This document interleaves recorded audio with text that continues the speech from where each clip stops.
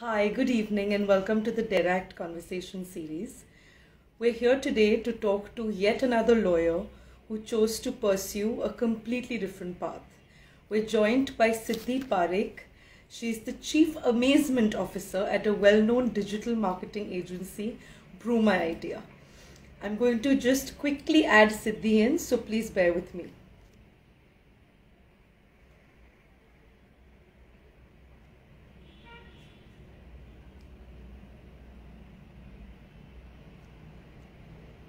Just waiting for Siddhi to join us.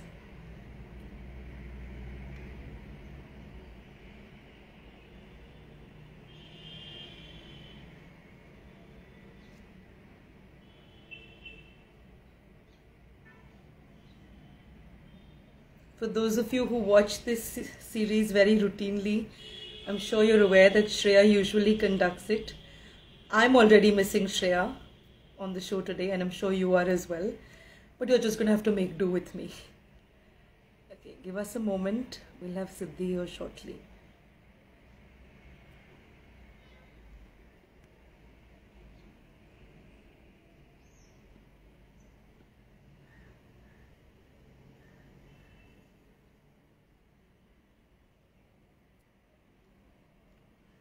Just waiting for Siddhi to join in.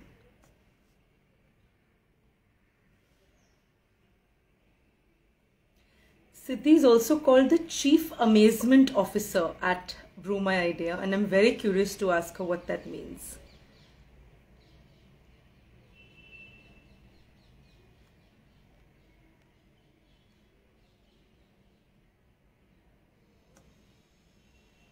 Okay, we're just going to wait for Siddhi to join.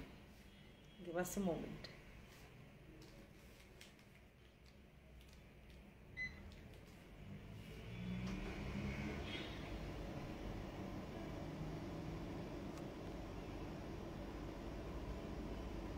All right. Brew My Idea is here, and hopefully you'll see Siddhi on your screen very shortly. Hey Siddhi, good evening. Hi, good evening. How are you? Very well. Thanks for joining us today. I'm sorry Thank we've you. surprised you because Shreya's not here and I am. And I'm not No, sure no, that's a it's very pleasant completely fine. surprise, It's a but you're just going to pleasure, have to Shadi. deal with it.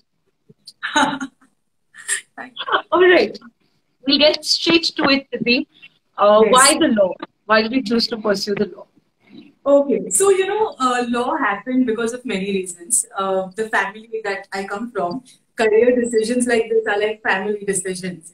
So, Okay. back in the school, there were two, three criteria that had to be met. First and foremost, obviously, what do I like? Second Right. was what is something which I can do even after I get married or in the long run. There has to be a possibility of pursuing it even single-handedly. And Sure. the third one, of course, like any family, like the remuneration, what kind of money can you earn from that? So Right. these three criteria and, combined with the fact that I was, pretty interested in learning about new things and how, people usually term lawyers, बहुत argue करती थी. So all of that came together Right. and the family decision that, okay, let's pursue law. And also one of my uncles actually he's a lawyer and he Okay. also sort of gave me the right direction that what I should do, what kind of things are possible with law. So yeah, given all of those factors combined, Interesting. what happened? Sure. So your family essentially would give Suraj Barjatia a bit of a plot if he had to do a movie about For, career decisions, yeah, right? for sure. No doubt. Okay. Super, super.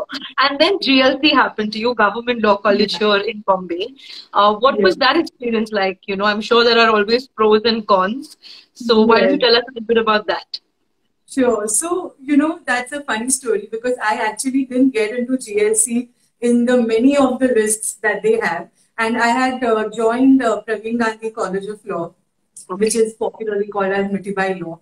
So I was Right. there for about a month and a half, almost 2 months, and I was like, chalo, now it's done. Now GLC is not going to work out. And GLC was always the dream because, when you are in Maharashtra and you don't want to go anywhere outside Mumbai, GLC is the only college anybody would, aim It's for. the default So, option, of course. yeah, so I literally, slogged myself throughout 11th and 12th just to get into GLC. And when that didn't happen, it was a heartbreak, obviously. But then they have something like the last list and, the ultimate list and the penultimate list and all of that. So in one of those last lists, the last name was mine. And I fortunately made it after 2 months. So that's when I was like, okay, pack my bag. I need to go to GLC now, and that's how it happened. But yeah, GLC was fabulous. I mean, I don't think I could have had that kind of college experience with any other college. So right from the kind of crowd that you mingle with, or people from different parts of India, different backgrounds, some of them having such rich, illustrious legal backgrounds, of the families. It was like, oh my God, where have I come? So the cons, obviously the infrastructure and all of that. Keeping all of that aside, I think when I think of, government law college now, I only have good things to, really talk about. So I love the fact that we had so many committees. I loved the fact to an extent that we didn't have to attend so many lectures, which somewhere I do regret because I could have, studied more back in college. But Correct. yeah, overall, I was very happy with the fact that we had so much flexibility. I think it's unmatched. It's pretty much That's unmatched. true. And also the opportunity to actually intern, right? Because that's Yeah, quite a privilege that only kids from Bombay yes, Law School have. And exactly. GLC kids, anyway, very quickly get absorbed for internships and then PPOs. And you were one such lucky kid. And you were Yes, actually interning at a mid-sized law firm. And then you got a pre-placement offer as well and that's started it. your career as a lawyer with that firm. Tell us a Yes. little bit about that and how that panned out for you. Sure. So I was working with this law firm called K-Law. I was absorbed over there as a paralegal first, and I completed my fifth year of paralegal. Like when I was in the fifth year, I completed my paralegalship over there, and some part of the fourth year also I was there. Like the last time I was there, and Sure. I actually got. I was interviewed, and the interview went well. They absorbed me, and in fact, whatever I do know about law is because of K-Law.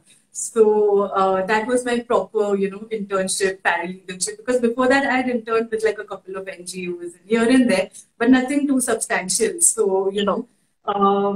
that experience was quite good. And yeah, because I was there for a long time, and I had learned the ropes over there. I was very lucky. They even offered, a full time offer.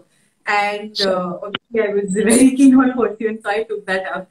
And that's how it happened. So I was initially working with multiple teams, and then eventually my work was more inclined towards real estate. Okay. And then what happened? What made Siddhi look at something that she didn't have any experience or any form of qualification in and say, hey, you know what, I'm going to take this up and I'm going to do it well. Take a What made wild that guess. transition Why don't happen? you take a wild guess what happened? Like with every other lawyer in the country, what's happening? It was burnout. Honestly, what I have noticed now, and now I can say that because obviously back then you don't have that kind of vision and exposure. But now that I look back at the journey and whatever happened, I think it was burnout because fourth year, fifth year, then I was there for I think 1.5 year after I graduated. I just felt that I wasn't, I honestly couldn't see myself doing it for my entire life. And I was like, oh my God, like, is this it? Like, because you observe your seniors, you observe your partners, you observe your other colleagues who are there. And I'm like, oh my God, like, shit, this is it, this is what I'm going to do. And there was a lot of this, existential questions all coming together. And coupled with the fact that I just felt that, I like it. And maybe I'm good at it too, who knows. But I just didn't want to do it. I wanted to see if there is something else I could do along with this. And how marketing happened is because so my friend Vikrant, he actually started Groom My Idea. He's now my husband. So Oh, okay. he had already started Groom My Idea, and it was about a 1 year old company by then. Sure. And he even when I was working at the law firm, I was involved in some ways because I used to see what kind of content is going up. I used to see the creatives. I used to proofread like every other lawyer.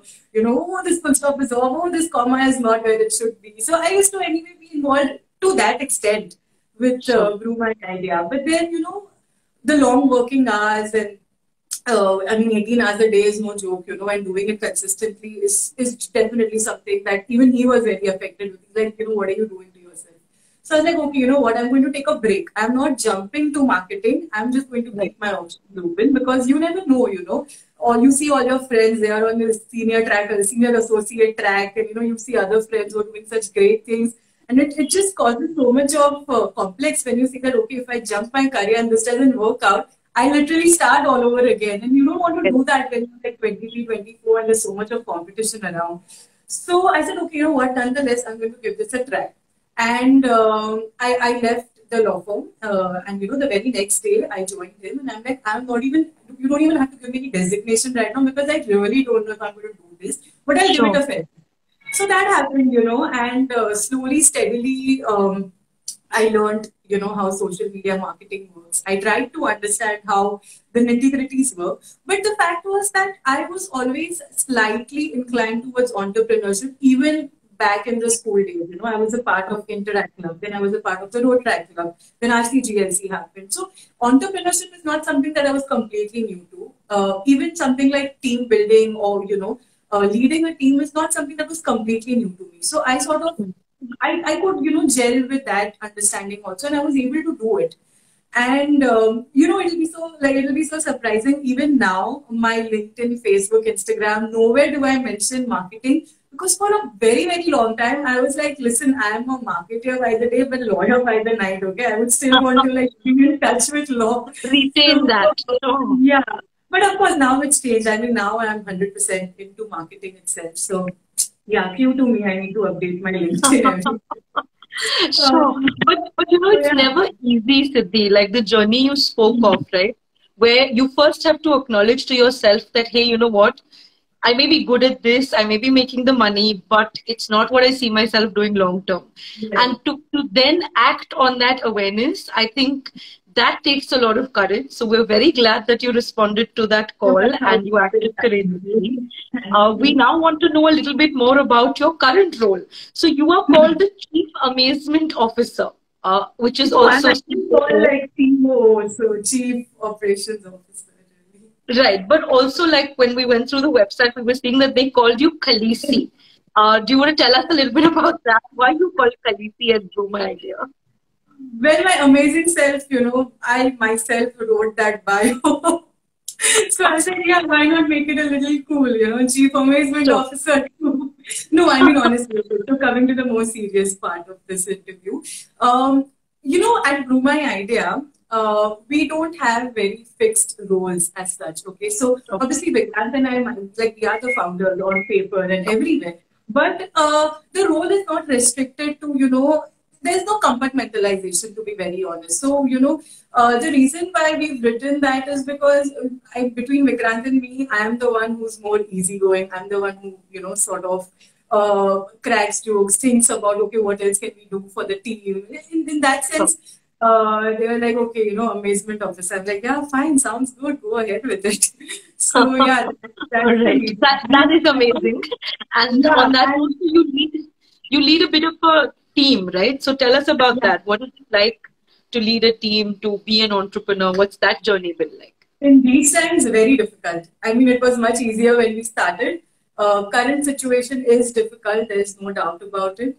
But so you know what, when it comes to team building or even leading the team, I think what matters is that my experience with the law firm from, what I was like, over there you're an employee and now you're an employer. So whatever I do, I just try to ask myself, would Siddhi 5 years back, would she have liked this kind of a message, this kind of an email? Would I be okay doing this at, this insane hour of the night? So, honestly, I don't try to complicate things. I just take one day at a time.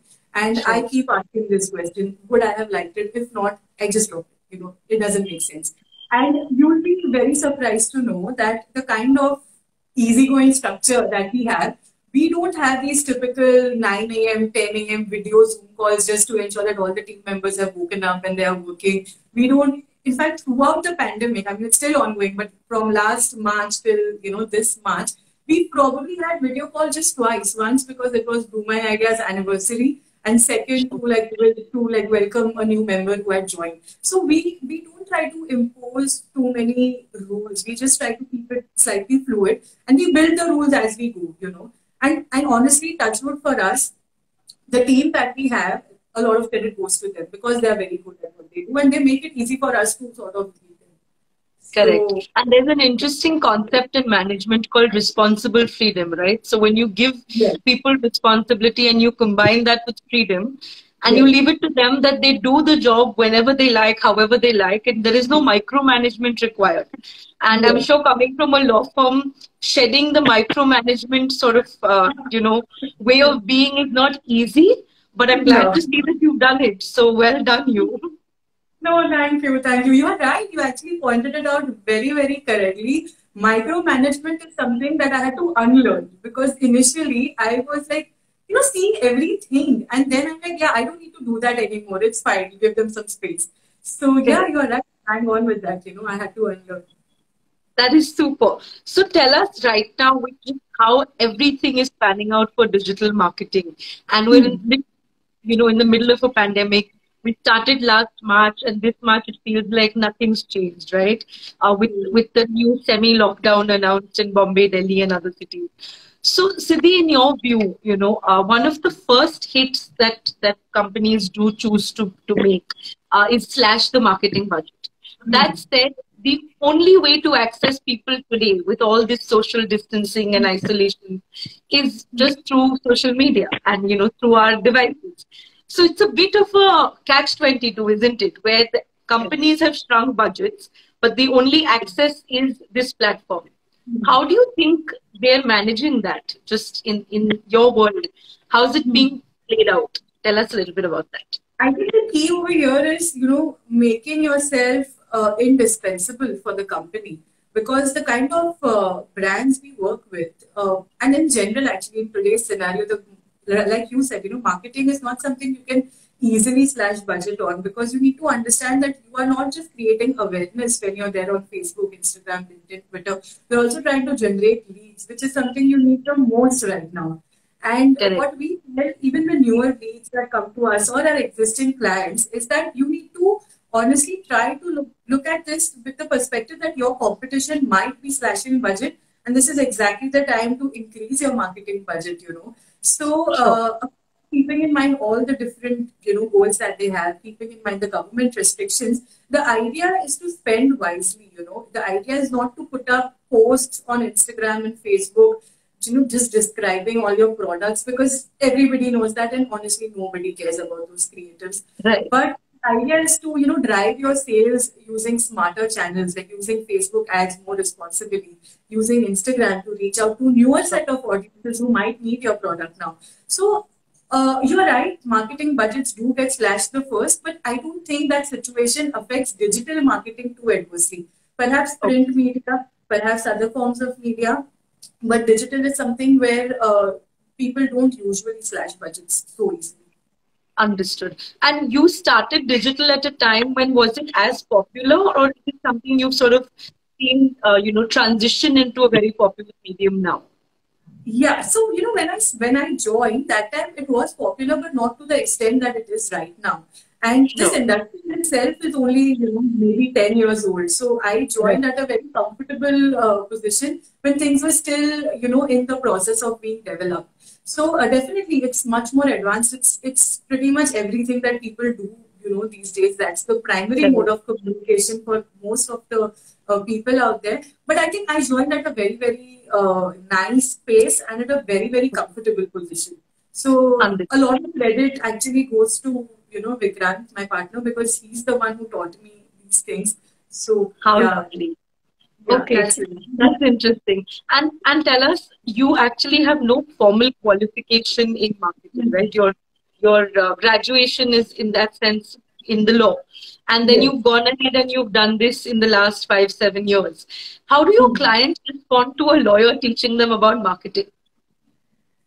Uh, Actually, I don't face that a lot these days because nobody, I mean, see, when it comes to social media, how many degrees are really out there, for you to formally Yeah. pursue that? It is an industry developed so recently, and you need people who have not done formal education. You rather need people who know how these things work, So younger set of people like 16, 17, 18, Sure. they are the ones who do the best social media out there. So honestly, when clients come and ask us, my formal degree is never even a topic of discussion. But Okay. yes, when we had started, because now we are 5 years old in the business, so nobody will come and ask, "Oh, what have you studied in the past?" Correct. But yeah, maybe when we were just about 1 or 2 years old, and we were very young entrepreneurs, right? So when we go to meet clients who are like in mid 40s, mid 50s, the age Right. question will come up that, okay, how old are you guys anyway?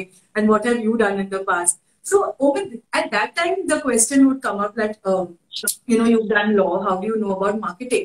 But honestly, if you see, when we study law, a major part of that is learning how to communicate, learning how to put across your idea properly, which is exactly what marketing is, right? You have to learn how to put the idea across.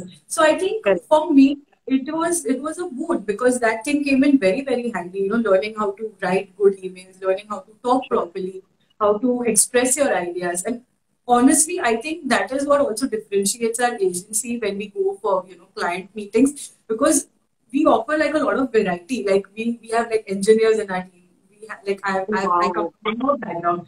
Vikrant has done his BMM. Somebody else in the team has done diploma in arts. So I think this entire mix is very good for us, and that's what really helps. So honestly, it didn't matter much because once they see what we are offering, my degree or lack of it didn't really make a difference. Good to know that skills are treated as transferable and respected. That's actually very, very good to know. So tell us right now, if we were to ask you, like top two trends on digital marketing online, what's happening? What are people doing? Like the top two things you would say. I keep it a little more specific. If you ask me Please. for lawyers, like, because I think the audience over here would essentially be like a lot of lawyers who Yeah, might be I coming. was in fact just going to come to that and ask you, what's your view on, and if you like, you can answer this one first. So I'll rephrase. So, What is your view on the fact that lawyers in India, at least, cannot openly advertise, right? We're not allowed to advertise by the restrictions laid down by the right. Advocate Act and the Bar Yeah. Council. So as a result, the only thing lawyers can do is talk a little bit about the work they do, but they can never, like you have in foreign countries, you will actually have a bus with an advert saying, have a matrimonial problem, you can reach out to Mr. Thompson. That doesn't happen in India. So what is Yes. it that lawyers can actually do? It'll be great for you to tell us what's relevant in today's time.